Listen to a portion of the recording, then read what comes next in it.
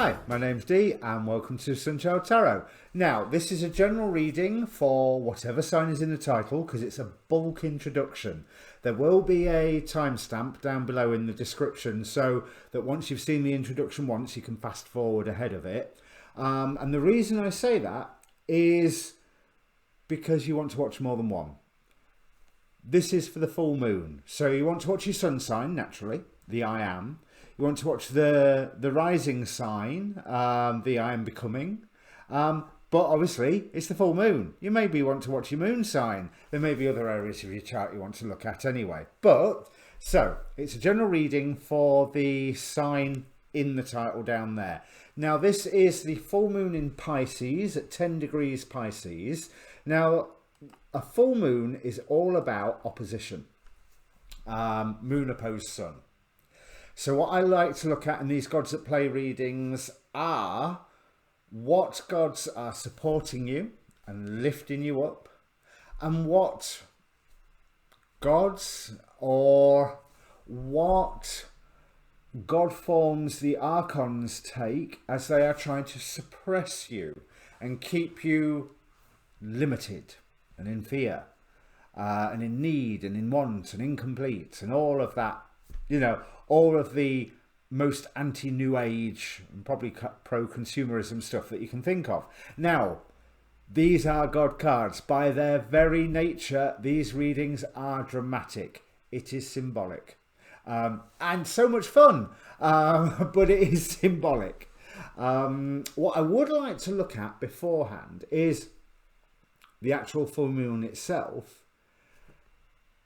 I mean, it's in Pisces. It's the big spiritual full moon, which interestingly, Neptune at 20 degrees Pisces, so 10 degrees away, so not really even a full conjunction. However, 20 degrees Pisces for Neptune is the natal Neptune of AU8 of the Order of the Golden Dawn.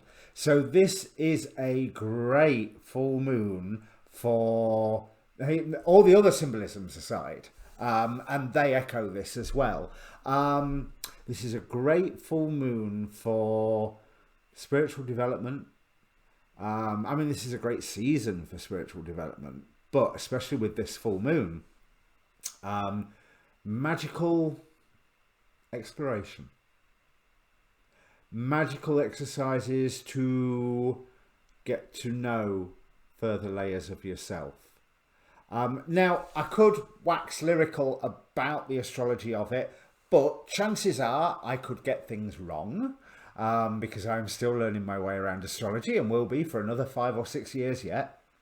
And down in the description, there is a link to the Facebook page for this group where I have already posted oodles of relevant videos from the YouTube astrologers about this full moon, and I will keep posting them as I find them once I've watched them myself and absorbed them all.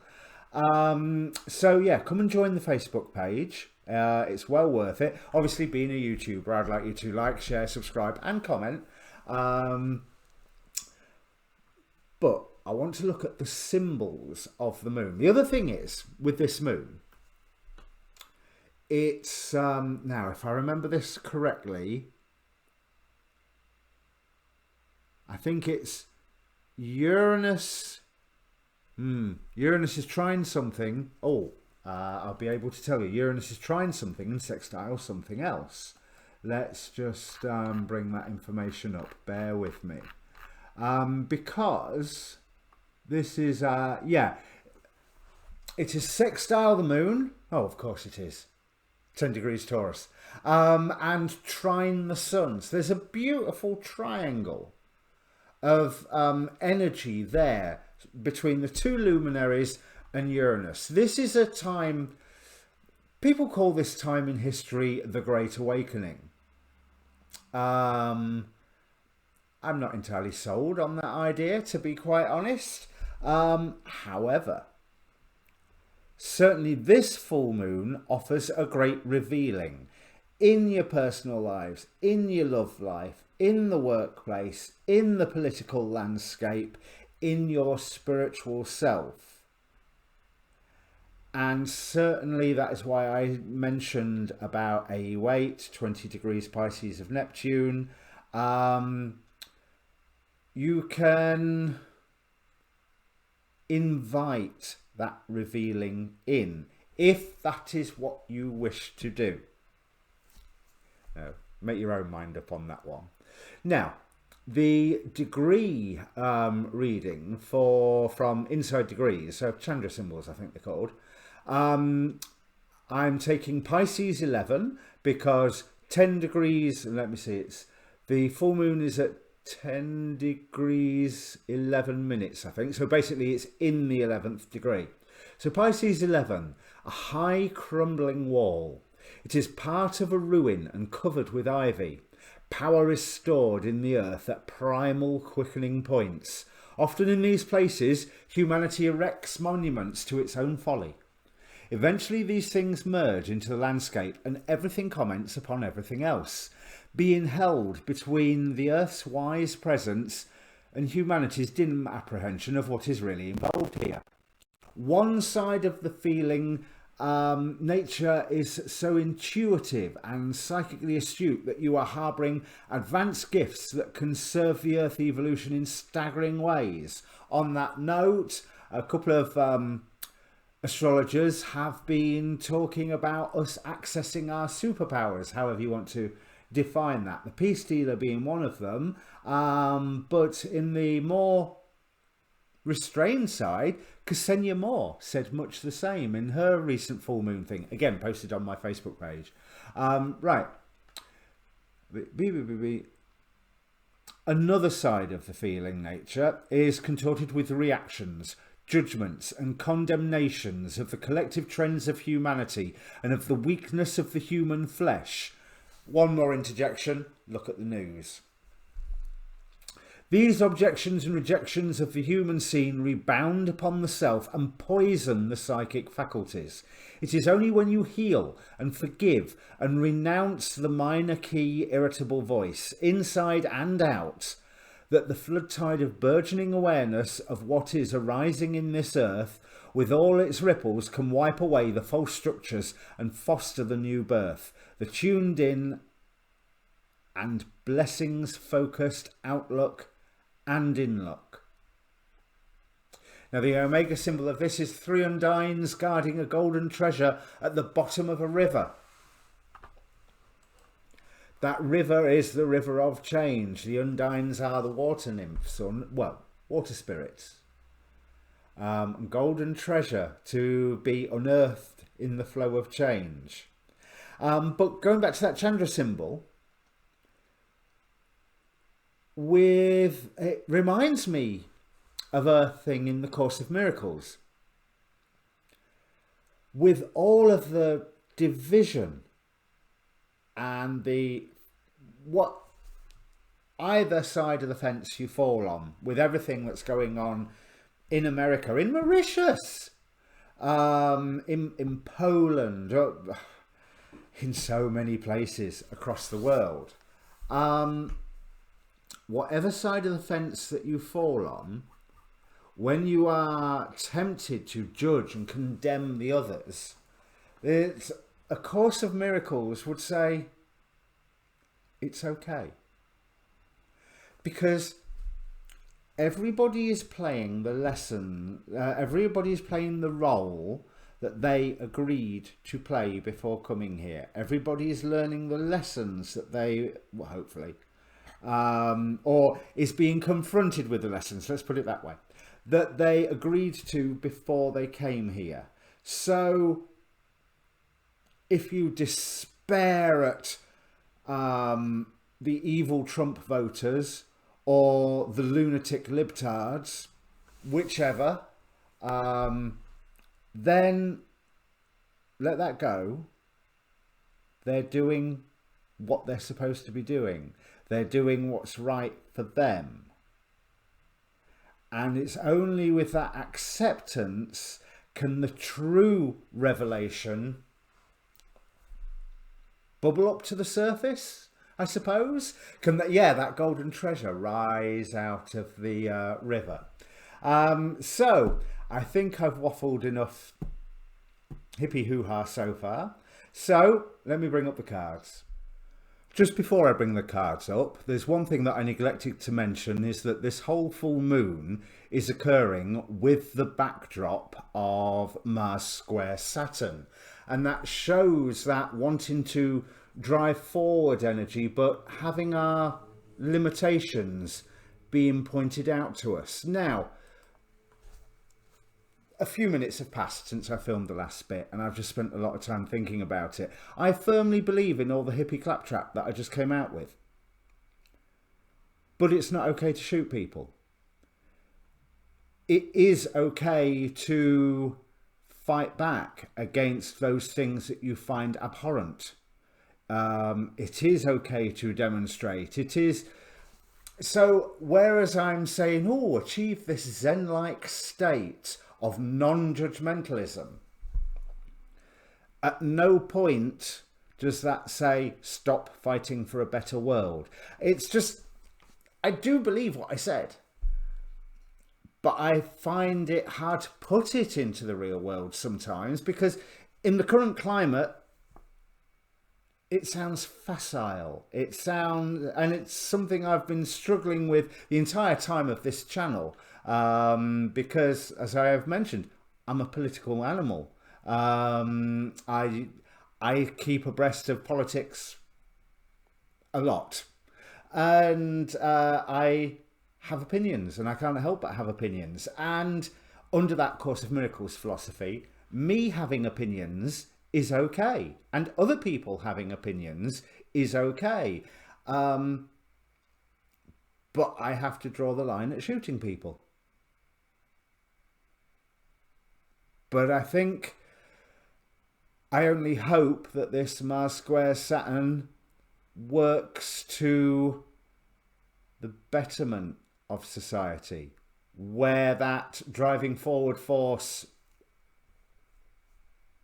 on the side that I would find morally questionable is restrained, held back, thwarted, forced to reconsider, which is all what this Mars square Saturn, Mars retrograde square Saturn, then Mars square Saturn again, is supposed to be about. As I say, the astrologers can talk about it far better than me. Go and have a look on my Facebook page for the channel to see their videos. And don't forget, there is also an inbox where you can contact me directly if you are looking for a personal reading. And this time I really, really will bring the cards up, I promise. Right then, Capricorn, and welcome Capricorn Rising and Capricorn Moon if you've just joined us after the timestamp. Now, if you are indeed Capricorn Rising, this full moon is happening in your third house, all about your potential to learn something in your local neighbourhood. Now, I was told when I was trained in Spiritualist Church years and years ago that if you understand the message that you are giving, then you are doing it wrong. And that has certainly been the case with some of these full moon readings. This one I'm actually quite relieved to see, because it seems a lot more straightforward and a lot less complicated, which one would assume for Capricorn, because it is that very structured energy. It is a, if I dare say it, a logical energy. So the god forms that are ready to work on your behalf. We have Mithras here with sacrifice. It's nice to see him on the god side this month. Persephone with awakening. I still feel dodgy about this particular Persephone card, but I'll explain why. Dodgy in this particular reading means dodgy fun rather than dodgy uneasy.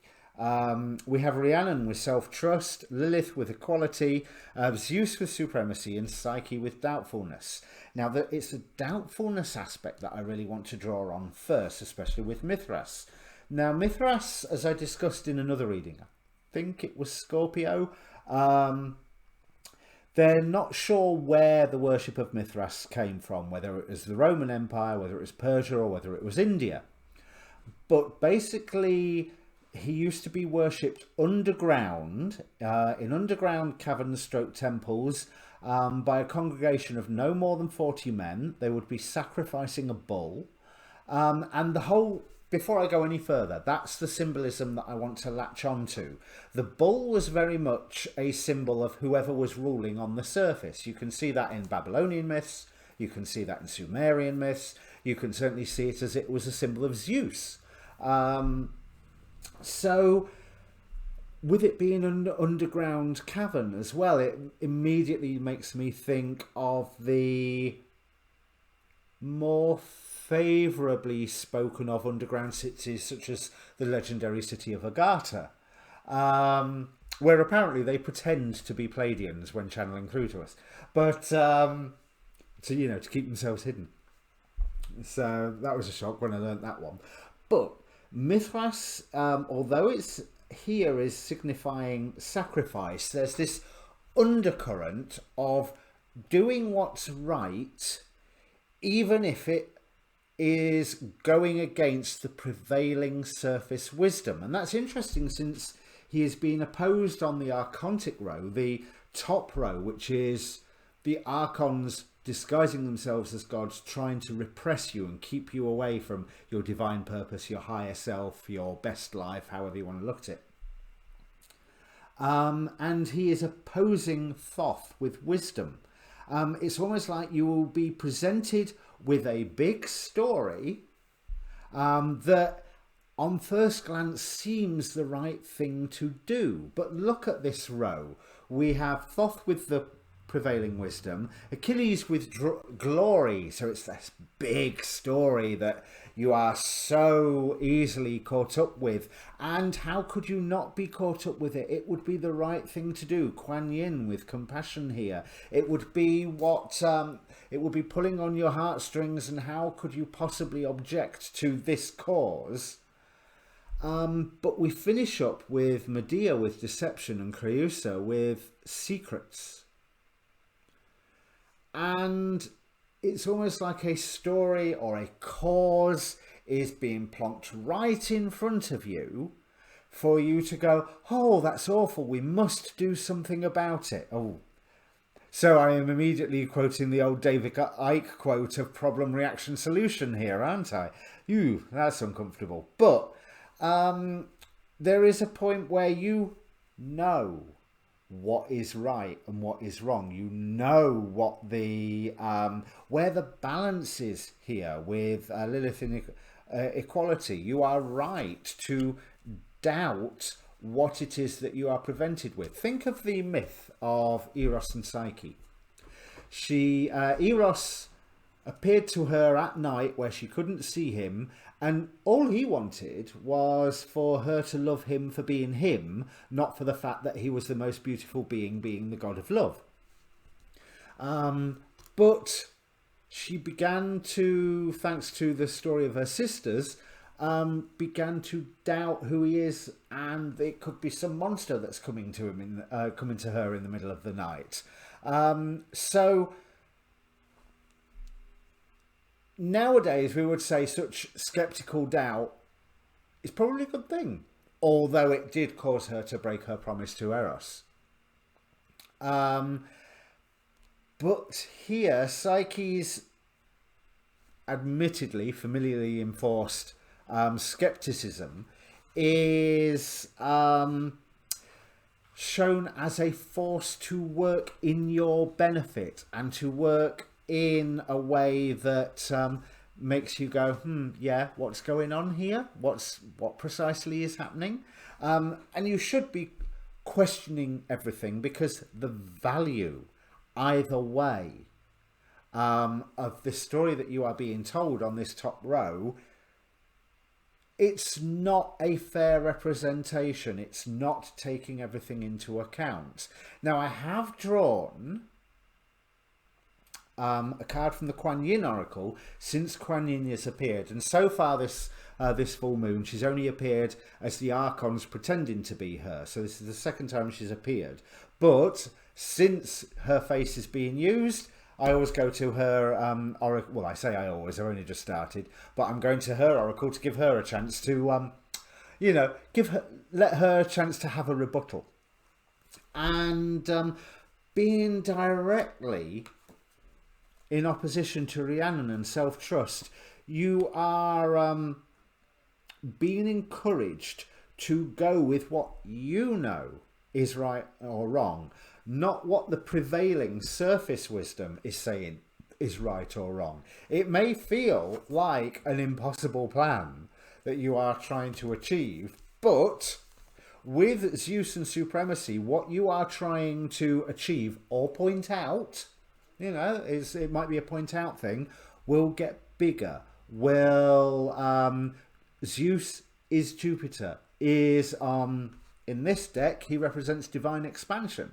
Here he's representing supremacy. There is an acknowledgement of a natural law which is more fundamental than the nonsense that you are being told by the beings on this top row. So let's dive into the tarot before I dive into Kuan Yin's card. But I will say the Kuan Yin card, the Weave the Future Golden, it's the final card, and it's very much saying about bringing the future you that you want to be, that you want to embody into the present. You know, so almost take a moment to visualize who you will be and then be that person who you will be. Bring those future energies into the present so they can start seeding themselves. Yes, because here, Six of Wands with Mithras is showing that you will be victorious if you go along the line of going, yeah, that's not right.